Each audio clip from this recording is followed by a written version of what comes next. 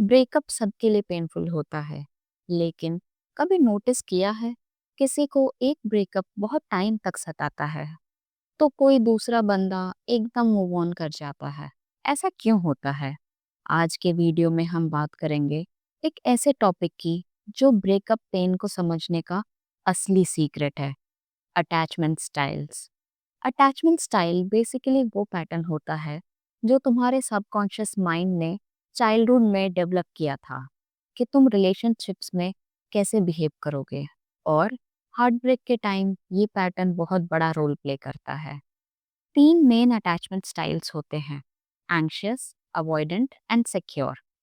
सबसे पहले बात करते हैं एंग्शियस अटैचमेंट की। अगर तुम्हारा एंग्शियस अटैचमेंट स्टाइल है तो तुम्हें ब्रेकअप के बाद बार बार ये लगेगा, क्या मैं कुछ और कर सकता था, क्या मैं उन्हें वापस पा सकता हूँ, क्या उन्होंने मुझसे प्यार सच में किया था। तुम उनका लास्ट सीन चेक करोगे, उनके पोस्ट स्टॉक करोगे, या सीक्रेटली होप करोगे कि एक दिन उनका टेक्स्ट आ जाएगा। ये सब इसलिए क्योंकि तुम्हारा दिमाग वायर्ड है रिजेक्शन को सर्वाइवल थ्रेट जैसे लेने के लिए। तुम्हें लगता है कि तुम्हारा वर्थ उनके प्रेजेंस से ही था। अब सॉल्यूशन क्या है? एंग्शियस अटैच्ड लोगों को चाहिए बाउंड्रीज बनाना सीखना। नो कांटेक्ट रूल इनके लिए सबसे ज़रूरी होता है, क्योंकि हर कांटेक्ट उनके एंजाइटी लूप को और स्ट्रॉन्ग करता है। Journaling, self validation and gratitude practice help करती है दिमाग को रीवायर करने में, और थेरेपी से भी बहुत फ़ायदा होता है। अब बात करते हैं अवॉइडेंट अटैचमेंट की। ये लोग थोड़े अलग होते हैं। इनको ब्रेकअप के बाद इनिशियली रिलीफ फील होता है, क्योंकि उनका पैटर्न ही ये है, क्लोजनेस से बचना। इनका डायलॉग होता है, मुझे किसी की ज़रूरत नहीं, मैं खुद ठीक हूँ। लेकिन धीरे धीरे उनको रियलाइज होता है कि उन्होंने कनेक्शन मिस किया, और तब गिल्ट और लोनलीनेस आता है। अवॉइडेंस के लिए हीलिंग का मतलब है फीलिंग्स को सप्रेस करना बंद करना। उन्हें अपने इमोशंस को एक्सेप्ट करना पड़ता है instead of running away. Therapy, self reflection और स्लो इंटीमेसी बिल्ड करने वाले रिलेशनशिप्स इनके लिए हेल्पफुल होते हैं। और finally, secure attachment. Secure attached लोग ब्रेकअप को भी एक हेल्दी तरीके से प्रोसेस करते हैं। दर्द होता है, लेकिन वो अपने इमोशंस को एक्सेप्ट करते हैं बिना गिल्ट, बिना ब्लेम के। इनका थॉट प्रोसेस होता है, it didn't work out but I will heal and I will find better. ये लोग सपोर्ट सिस्टम एक्टिवेट करते हैं, सेल्फ केयर रूटीन बनाते हैं और लाइफ को बैलेंस करते हैं। क्या तुम अपने आप को इन तीनों में कहीं देख पा रहे हो? बहुत बार लोग एंग्शियस अवॉइडेंट ट्रैप में फंसे होते हैं।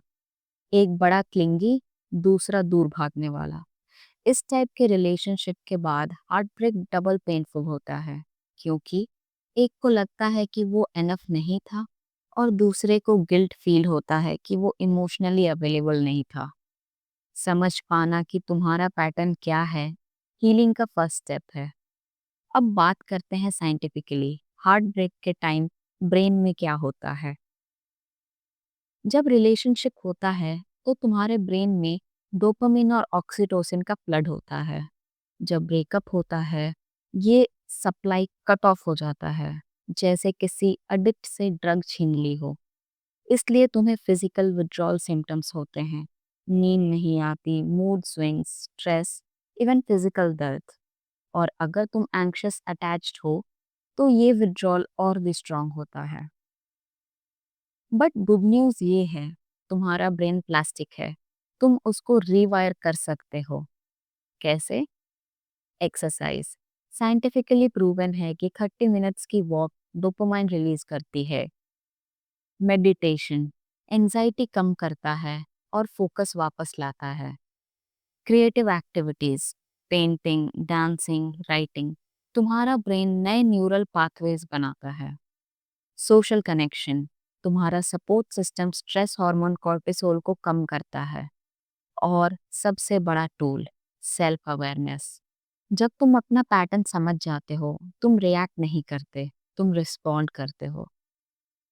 एक और पॉइंट, लोग अक्सर क्लोजर के लिए एक्स को मैसेज करने के बहाने ढूंढते हैं, पर ये डेंजरस होता है अनलेस तुम को पेरेंटिंग या किसी ज़रूरी रिस्पॉन्सिबिलिटी के लिए बात कर रहे हो।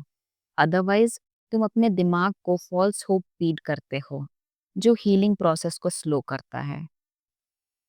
तो क्या करना चाहिए? अपने अटैचमेंट स्टाइल के हिसाब से हीलिंग प्लान बनाओ।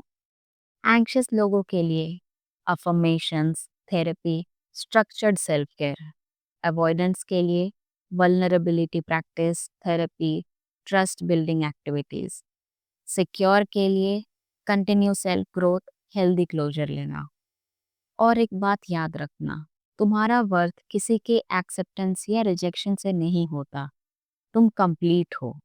ब्रेकअप के बाद भी तुम्हें सिर्फ अपने पैटर्न को समझने की ज़रूरत है, ताकि नेक्स्ट रिलेशनशिप हेल्दियर हो। तो जब अगला ब्रेकअप आए, जो होपफुली ना आए, तुम ऑलरेडी प्रिपेयर्ड रहोगे।